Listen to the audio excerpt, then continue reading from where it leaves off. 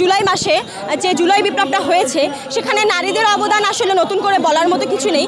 নারীরা সক্রিয়ভাবে সামনের সারিতে থেকে আন্দোলনে অংশগ্রহণ করেছে এবং সকল বাধার সম্মুখীন তারা উপেক্ষা করে হলেও আন্দোলনে দেখেছে। আপনারা দেখেছেন যে বিভিন্ন সময় আমরা হলের তালা ভেঙে আন্দোলনে এসে যোগ দিয়েছি। আমাদের উপরে যত ধরনের বাধা এসেছে, বিপত্তি এসেছে, আমরা সামনে থেকে ভাইদেরকে ভাইদের উপরে যাতে আক্রমণটা না আসে আমরা সামনে থেকে সেটা রক্ষার জন্য চেষ্টা করেছি।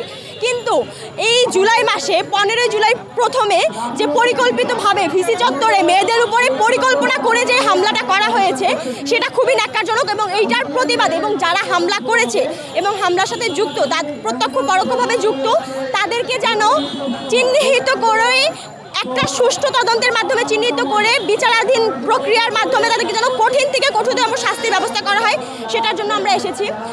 আপনারা সবাই জানেন যে সেদিন ভিসি চত্বরে কী ঘটনা ঘটেছে, আপনাদের কাছেও ফুটেজ আছে এবং আপনারাও সেই জিনিসগুলো দেখেছেন। এখন দেশ স্বাধীন, সেদিন ভিসি চত্বরে আমরা যখন এইখানে সারাদিন 15 জুলাই রাজুদের প্রোগ্রাম ছিল, আমাদের পূর্ব ঘোষিত একটা প্রোগ্রাম শেষ করে আমরা যখন মিছিল নিয়ে হলপাড়ার দিকে এগোচ্ছিলাম, ওখান থেকে ফিরে আবার রাজুর দিকে আসার সময় আমাদের উপর আক্রমণটা হয়।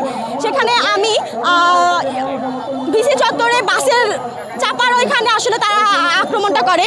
ওখানে বসে তারা হাতে যা ছিল তারাও তো পরিকল্পনা করে এসেছে, এক একজনের হাতে রড, হকি স্টিক, লাঠি, তারপর ইট পাটকেল এগুলো দিয়ে রীতিমতো মেয়েদেরকে পেটানো হয়েছে। আমিও সেদিন ছিলাম এখানে, রীতিমতো পিটে আমার মাথার পেছনে চুল খোপা করা ছিল, মাথার পেছনে ইচ্ছাকৃতভাবে মাথায় আঘাত করা হয়েছে, পরিকল্পনা করে মাথায় আঘাত করা হয়েছে, ইচ্ছাকৃতভাবে মেয়েদেরকে বিশেষ করে টার্গেট করে করে আঘাত করা হয়েছে।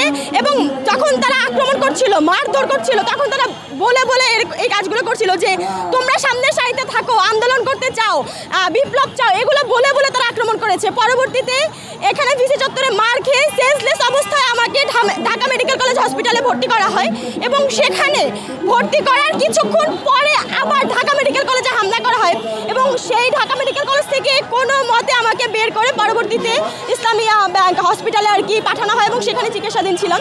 তো এই ধরনের যে ন্যাক্কারজনক হামলা আমাদের শত শত বোনের উপরে হয়েছে, আমরা চাই না এই ন্যাক্কারজনক হামলার পুনরাবৃত্তি ঘটুক বা কোনো সন্ত্রাসী এই ন্যাক্কারজনক হামলার পুনরাবৃত্তি ঘটানোর সাহস দেখাক। সেজন্য আমরা প্রশাসনের কাছে জোর দাবি জানাচ্ছি তাদেরকে সুষ্ঠুভাবে একটা তদন্তের মাধ্যমে চিহ্নিত করে যত কঠিন থেকে কঠিনতম শাস্তির আওতায় আনা হয়। ধন্যবাদ।